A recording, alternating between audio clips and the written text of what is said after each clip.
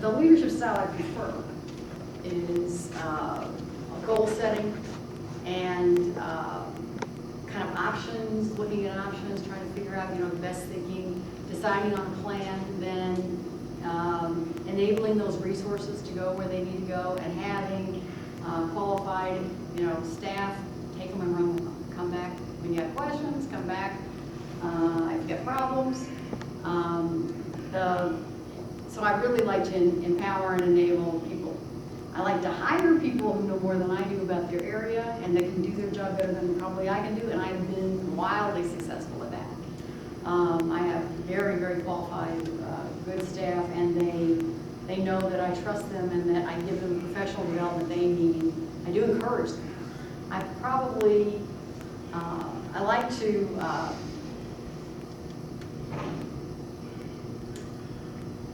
to give enough professional development to people so that they really have the tools that they need. But mostly, there's a mentoring that has to go on too.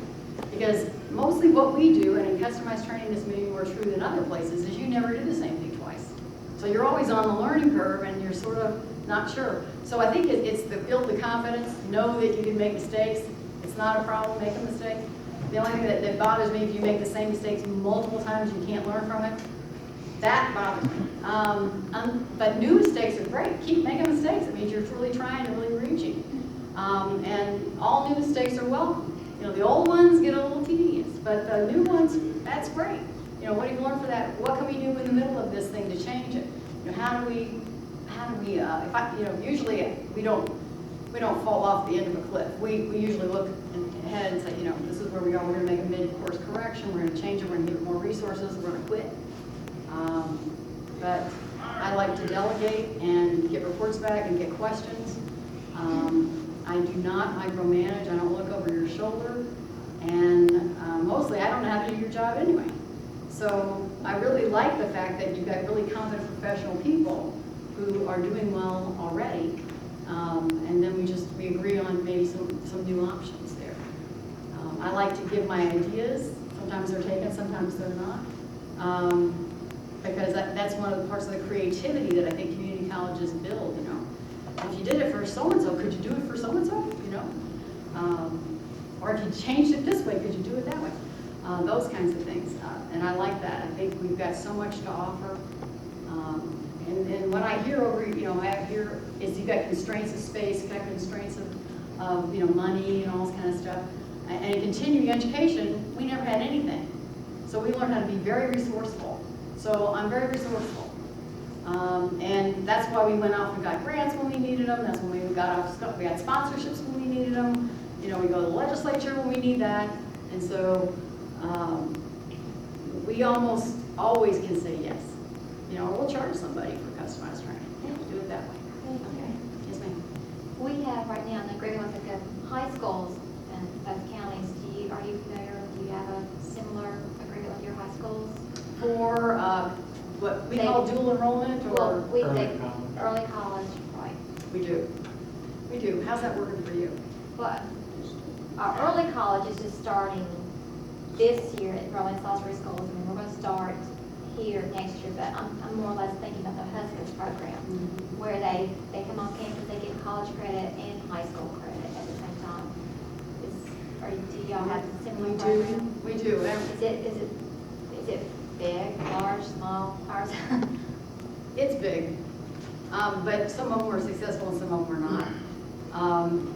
Our relationship with the school system is touch and go. It's principal to campus president pretty much.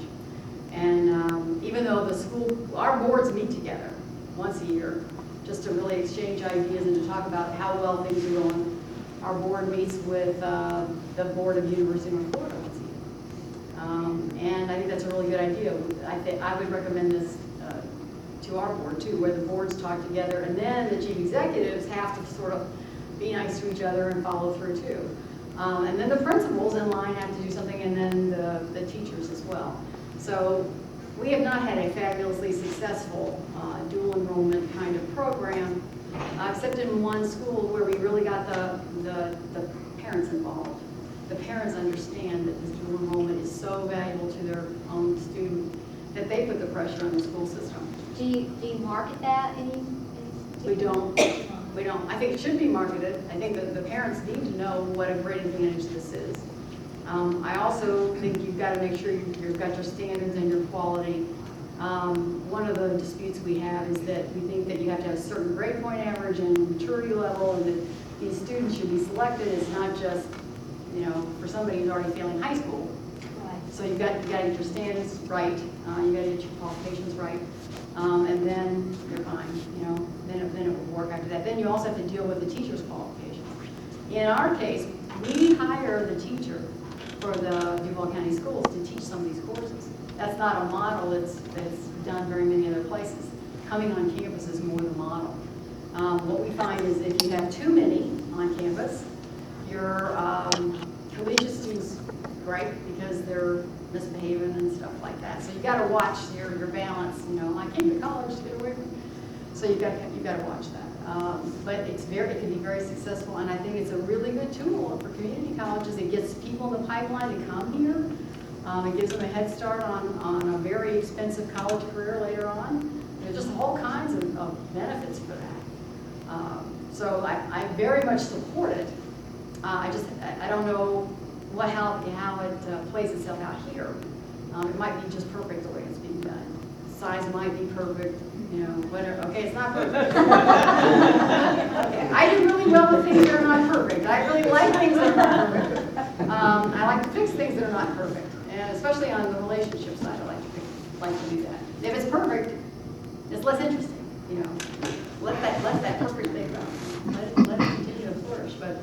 But the change that you are having and the change that the world is having, you can't run anything the same way that you did 5 years ago. So there's always change, and that's something that excites me, and I like it.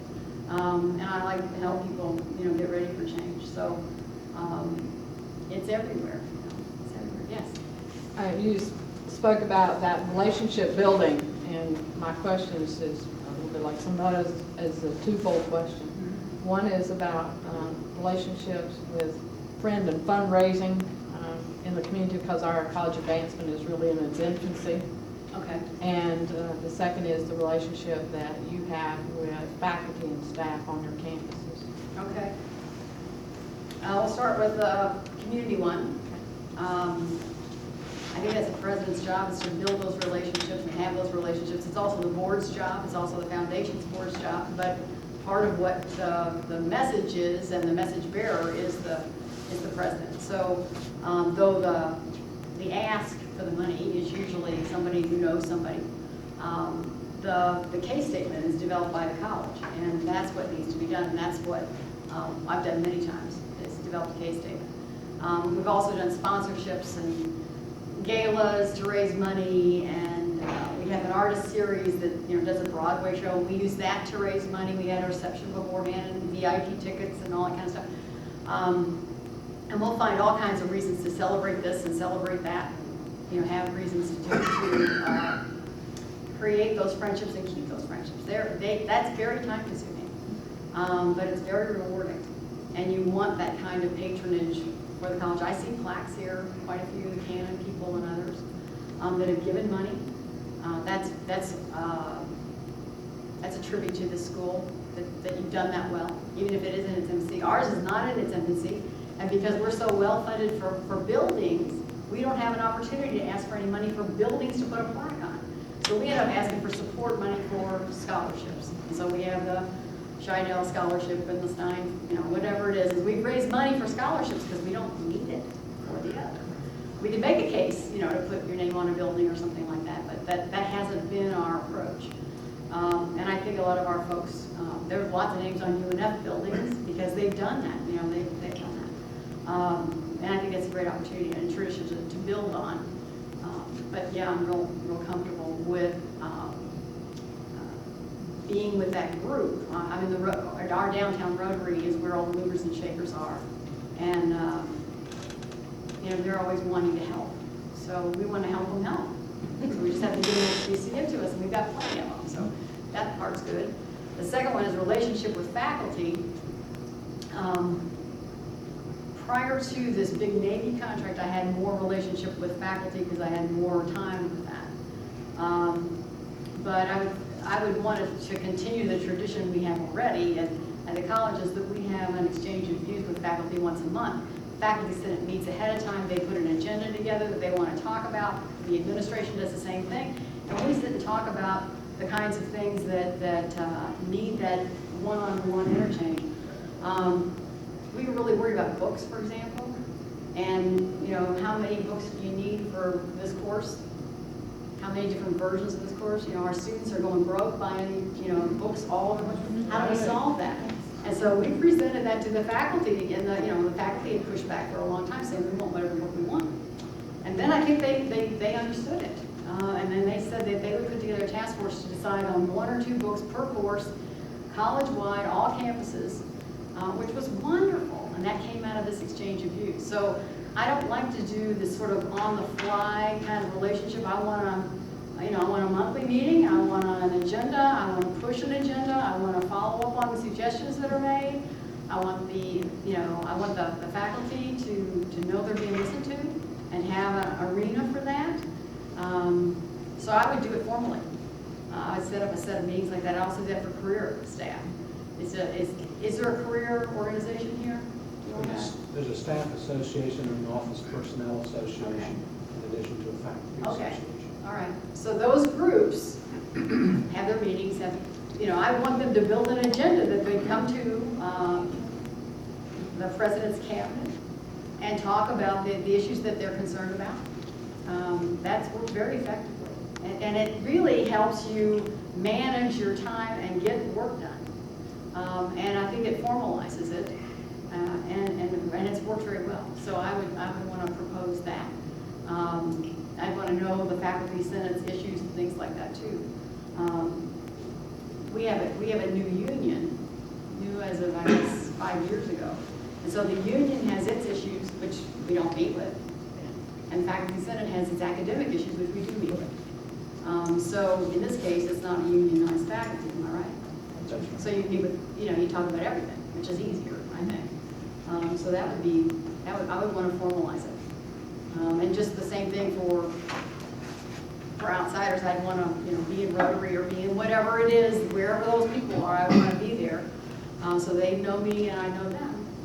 And then it would be easy to have access to. That's what you're looking for, is access. I'd also meet all of the superintendents in that kind of group right away. I mean, those are in your neighboring community colleges where you've got some competition going on. And I saw, we were at the business and industry campus now, and on Friday. And there's a co-sponsored continuing education professional development program with CPCC. I thought, this is great, this is landmark, and that's right, wonderful, leverage all of that resource, why not? They've got all that money, and that airport, let them fly in. So, I think, and I know Tony from AACC board, and he seems fine, but we're also in competition with our guys, next door to us. We have to ask permission to do things, out of boundaries, but they're going to be asking permission to get to your stuff. They are. And I think there's a lot of opportunity for sharing. The college became a member of the Global Corporate College, which is out of Cleveland. It's a Cuyahoga Community College. And they share the curriculum. That's part of getting in this group. I mean, this college may want to do the same thing because you get, Six Sigma and all the high-end stuff, and the access to those trainers. They're going to want to be in your stuff too because of what's going on. So I would say, I want to be where the action is and get to know the movers and shakers, and feel free to ask them. Has it been an hour already? We are just about out of time. I'm going to leave a few minutes for those who haven't had a chance Oh, to okay. speak with you. Just Great. come up and greet you. Sure. And we'll try to finish up in about 4 or 5 minutes. Okay, very good. Very good. Thank you all for Thank you all coming. very much. I appreciate your attention.